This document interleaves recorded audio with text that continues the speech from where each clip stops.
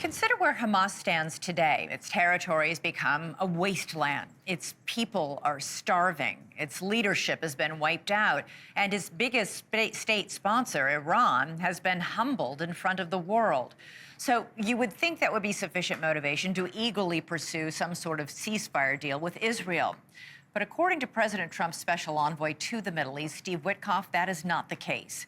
Witkoff is leaving negotiations without a deal, saying the latest response from Hamas shows a lack of desire to reach a ceasefire agreement. A deal could not come soon enough for the Palestinian people who are trapped inside Gaza. The World Health Organization says a quarter of Gaza's population is on the brink of famine. Video shows desperate children, many who are clearly now malnourished, holding buckets, begging for food and water. The UN says about 1,000 Palestinians have been killed by the IDF in the past 2 months, all while waiting in line for food. International outrage is reaching a fever pitch. French President Emmanuel Macron just announced hours ago that France will recognize Palestine as a state. And earlier this week, 25 Western nations issued a joint statement criticizing Israel for, quote, drip-feeding Gaza. Reporters pressed the U.S. State Department today on what is being done to ease the crisis. It is never enough in a war zone. It is never enough. That is why we're committed to trying to get as much aid in as possible. That is why we worked for that ceasefire, because of what we are seeing. But aid needs to be delivered in a way where it is not being looted by Hamas. It is not just the Palestinian people whose fate is hanging in the balance here. 50 hostages taken by Hamas are still in captivity. 20 are believed to still be alive. They are being held as well in dire conditions, many without sufficient food or water, like most other people in Gaza, some in underground tunnels with no fresh air or light. Meanwhile, another violent situation is escalating in neighboring Syria. Thousands of civilians have been killed in recent weeks as different religious sects and terror groups and the new Syrian army engage in a power struggle that's become a war all against all. At least one American has been killed in the violence so far. The State Department confirmed that 35-year-old Hossam Saraya from Oklahoma City was shot. He and several members of his family were seen in this disturbing video being forced to march in a line before being executed. It is unknown how many other Americans are still in danger in Syria, but fortunately, one American family is safe tonight. A nonprofit group run by U.S. veterans pulled off a daring rescue to bring them home. Desiree Gomez and her husband, Mohammed Shokair, arrived to an emotional reunion in South Carolina yesterday. They were visiting family in Syria, along with their 18-month-old daughter, when the fighting broke out. A family member contacted Graybull Rescue, and that group organized their escape. Joining us now is Graybull Rescue founder Brian Stern, and the family he saved, Desiree Gomez and her husband, Mohammed Shokair. Thank you all so much. First of all, Desiree, Mohammed, it's so great to see you back in the U.S. and safe. You clearly went to Syria thinking it was safe. You brought your daughter, your toddler, with you. How quickly did things change, and when did you realize you were in danger? We were there for about a week. It was pure happiness getting to see our family for the first time. I'd never met them. He hadn't seen his family for about 6 years, and it was amazing. And it was kind of overnight that things went south. And within about 48 hours, we realized that it was really, really bad. We were hearing lots of fighting, and it started out about 45 minutes outside of the city and came very quickly towards us, so much so that we didn't have an opportunity to leave until kind of the right moment. And then we were able to leave the city, but still be in harm's way. So, yes, ma'am. Yeah, it was, we've been seeing video and accounts of what's going on there. It looks dire. Brian, the State Department just days ago, this is after Desiree and Mohammed got to Syria, the State Department issued a level 4 alert warning American citizens do not travel to Syria. You say the violence there is, quote, on a medieval scale. What do you mean? So the violence that we're seeing in Syria is hard to understand by through American eyes and ears, by Western standards. In Syria right now, if you're the wrong sect or the wrong religion, they'll shave your mustache off with a belt sander. They're executing people on the streets, literally for their last name. So the level of violence and the absolute zero price on life is pretty extreme. Brian, Desiree's family reached out to you to see if you could help get them out. You were just in Israel helping Americans evacuate, and you also know Syria well. How did you arrange this rescue? How dangerous was it? It was definitely intense. We had a lot of people working on it. The benefit is that we spent a lot of time in Syria looking for Austin Tice, bringing other Americans out. We spent a lot of time in Lebanon as well, and a lot of time in Jordan as well. And we just came back from doing ops in Jordan for Israel through Jordan. So this is a part of the world that my team and I are always deployed in. We're always operating in. We know the streets real well. We know the culture, the people, the do's and the don'ts, all the different tribal nuances and all the different things that go into this sort of thing. Even with that, this was an extremely dangerous operation where people were killed, people were hurt in doing it. Frankly, and within arm's reach of the operation. Yeah, you used passwords, codes, secret roads. I mean, this sounds like something out of a spy movie. Well, that's the name of the game. When we operate, especially behind enemy lines like this, our job is to not get caught. But it's difficult. Who you can trust is hard. There are spies and infiltrators everywhere. People eavesdrop on cell phones everywhere. This is not, I always say, we're not war zone Uber.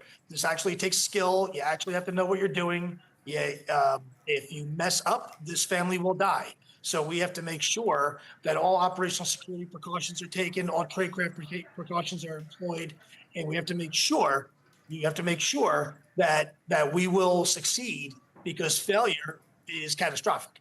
So Desiree, Mohammed, what was this like for you as you were being rescued? And I can't imagine you're doing all this with an 18-month-old. It's surreal. It's still surreal.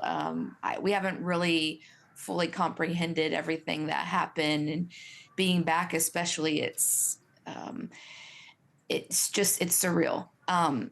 It was a series of events that we just had to put our trust into Brian and Grable and understand that they're out there helping us behind the scenes. And when they say go, go, and the next person who's set to pick us up, it was a series of events. We went in many different cars with many different people we'd never met before. And how did you keep the baby calm and quiet?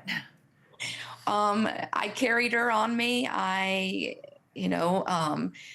Saying to her, we made it an adventure, showing her the little pieces of, the car, showing her the different pieces of the car, just making it as low stress as possible for us to remain calm meant that she was calm. Yeah.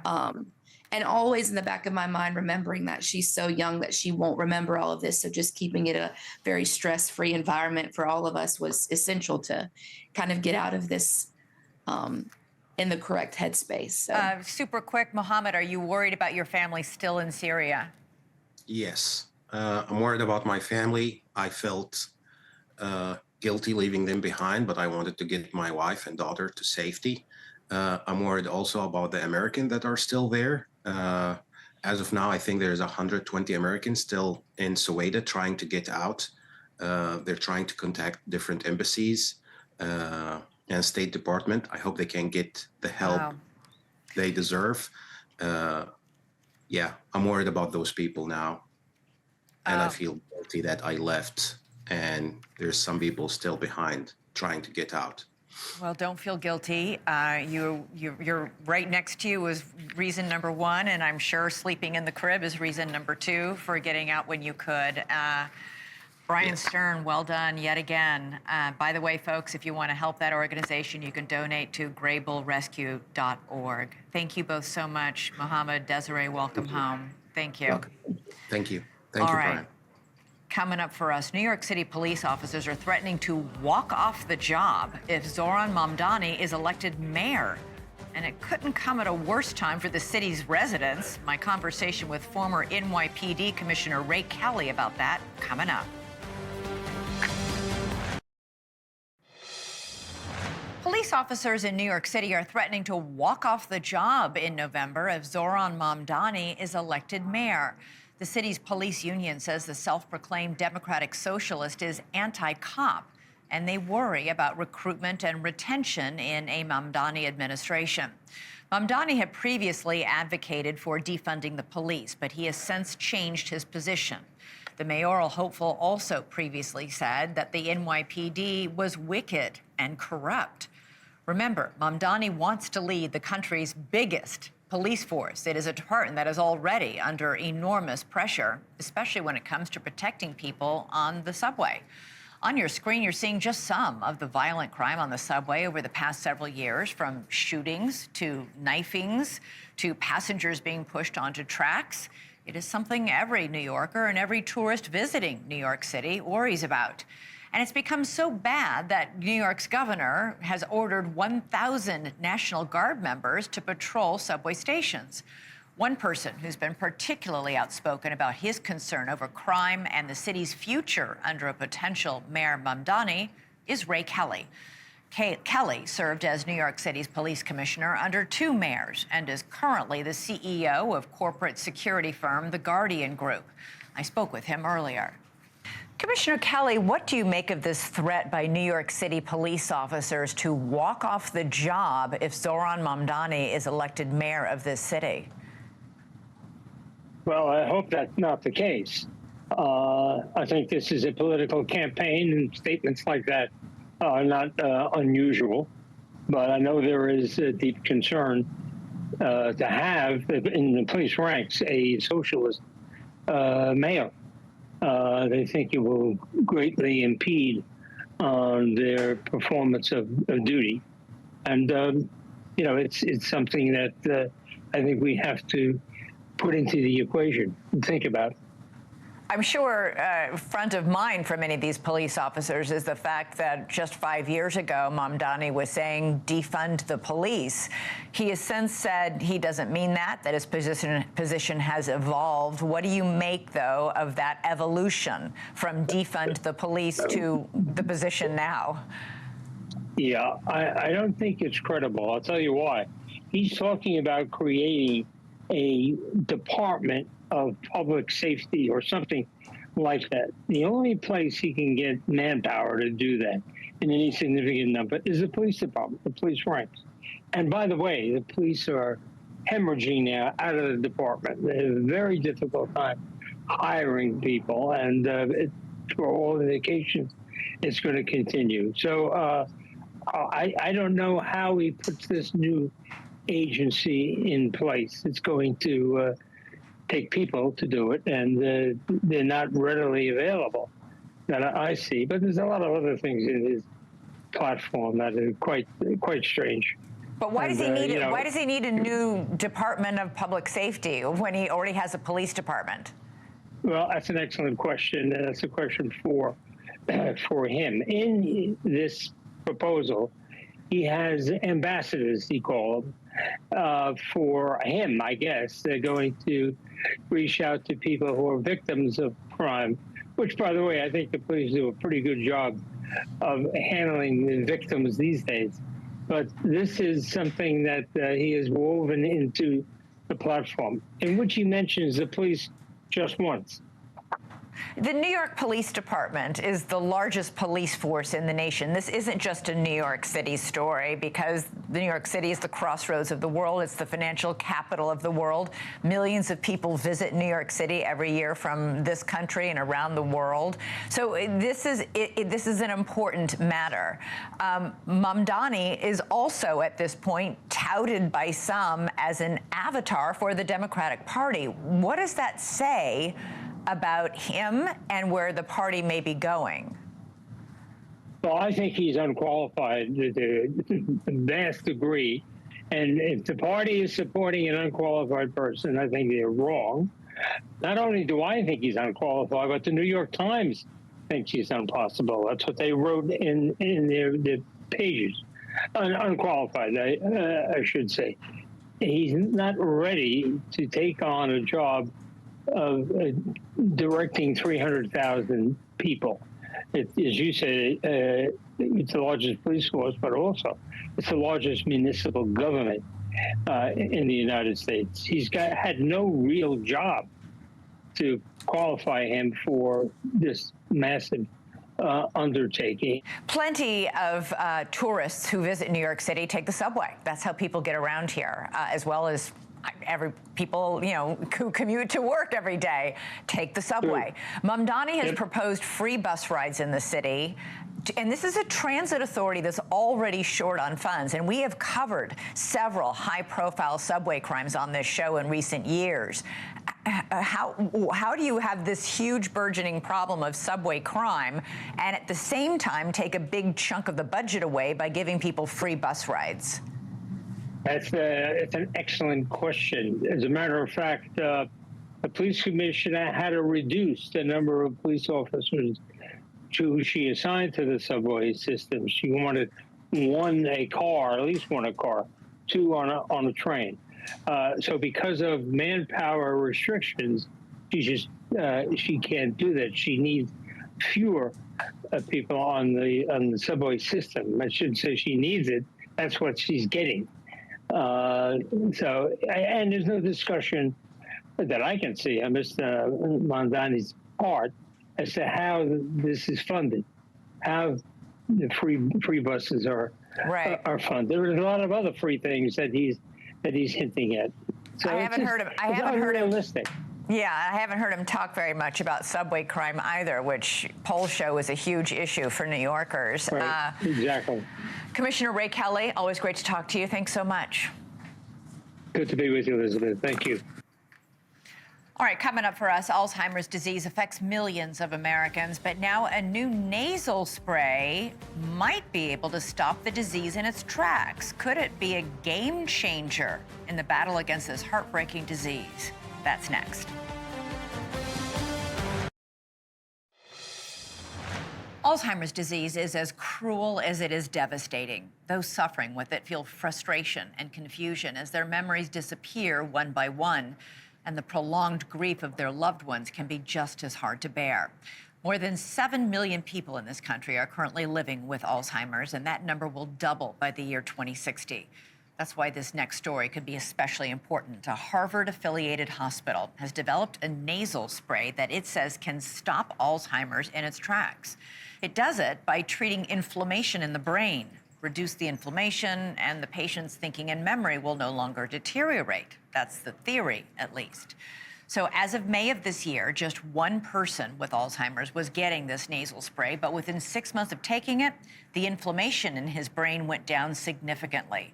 However, it must be noted that the memory that he had already lost prior to taking the spray cannot be restored.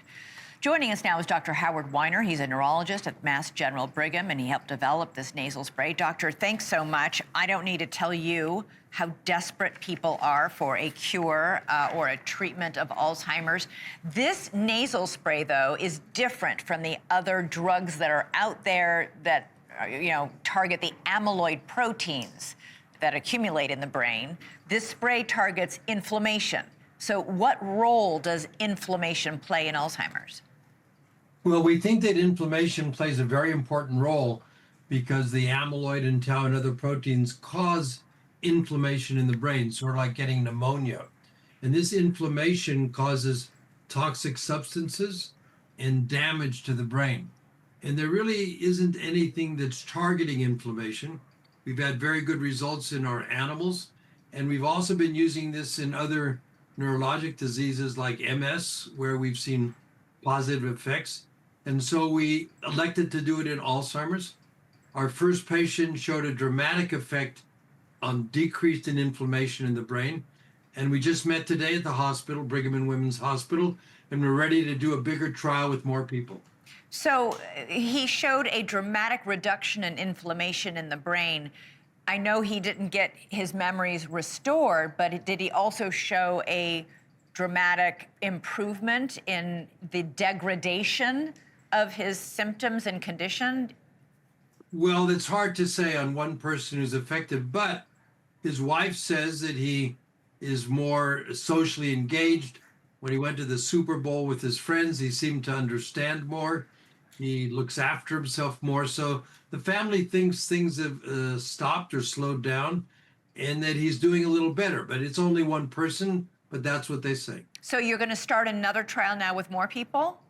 Yes, we actually met today at the hospital, and we're about ready to start another trial, both at the Brigham and Women's Hospital in Boston and in a place in New Haven. We'll treat up to 32 patients, 32 more patients. And can anybody sign up to be part of this trial?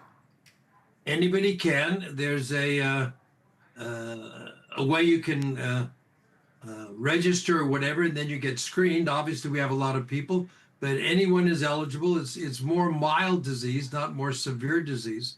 But that's at the Brigham and Women's Hospital. So all the treatments out there so far on the market only work on people with early onset Alzheimer's and also purport to slow the progression of the disease. Most of those treatments, to be honest, are not very effective. Do you think your spray will be more effective? Well, we hope so. But not only that, it could be given with other treatments.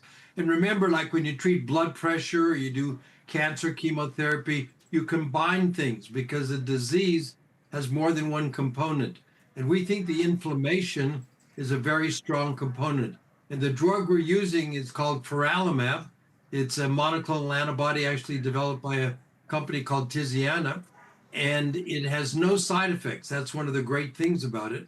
And it could work with other drugs. That's why we're so excited. Yeah, the other Alzheimer's drugs do have some pretty, nasty side effects. So the fact that the nasal spray has none would be great. At what point might this become, if all continues to go well, available on a mass sort of market?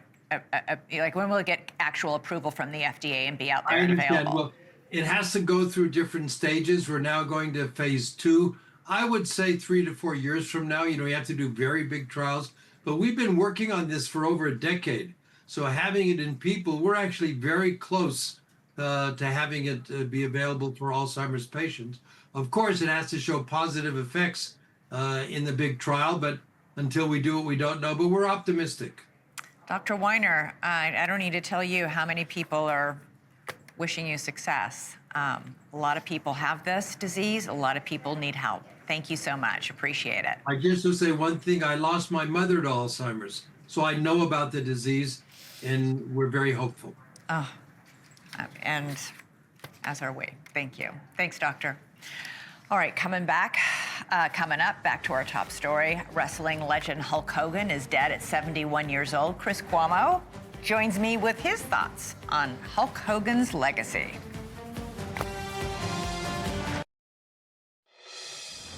All right, Chris Cuomo joins me now live. Chris, we were talking at the top of the show about Hulk Hogan. I talked to Diamond Dallas Page, who was pretty emotional talking about Hulk.